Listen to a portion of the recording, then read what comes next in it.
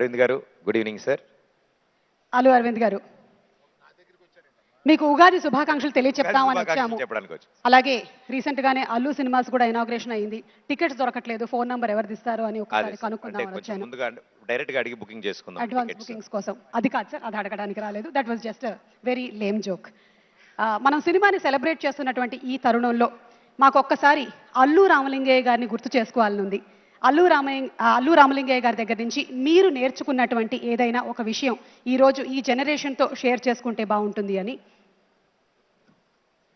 అల్లు రామలింగయ్య గారు అంటేనే హాస్యం, అలాగే వారు ఒక డాక్టరు, ఎన్నో అద్భుతమైనటువంటి విజయాల్ని చవి చూసినటువంటి ఒక వ్యక్తి.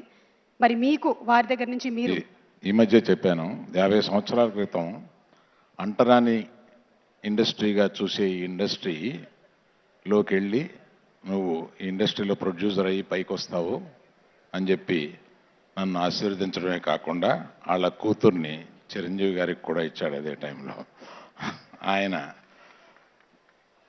ఆయన మనస్తత్వం అటువంటి రెవల్యూషనరీ మనస్తత్వం అప్పటి నుంచి.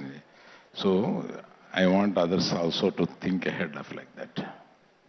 Thank you so much sir. ఇంకొక లాస్ట్ క్వశ్చన్ సార్, అప్పట్లో మీరు సినిమాల్లో క్యామియోస్లో కనిపించేవాళ్ళు, మళ్ళీ ఏమైనా కనిపించేటువంటి అవకాశం ఉందా? అంటే ఫుల్ టైం యాక్టర్గా ఎక్కువ మంది అడుగుతున్నారని భయపడి ఇట్లా ఉండిపోయాను. తగ్గేదేలే, ఓకే. కానీ మీరు చేస్తే బాగుంటుందని మా అందరి ఉద్దేశం సార్. మీరు డైరెక్ట్ చేయండి, నేను చేస్తాను. ఓహో, మేము డైరెక్ట్ చేస్తాం సార్, మీరు ప్రొడ్యూస్ చేస్తే చాలు. నేను యాక్టర్ కమ్ ప్రొడ్యూసర్గా వస్తే చాలు సార్, మేము డైరెక్షన్ చేస్తాం. Thank you.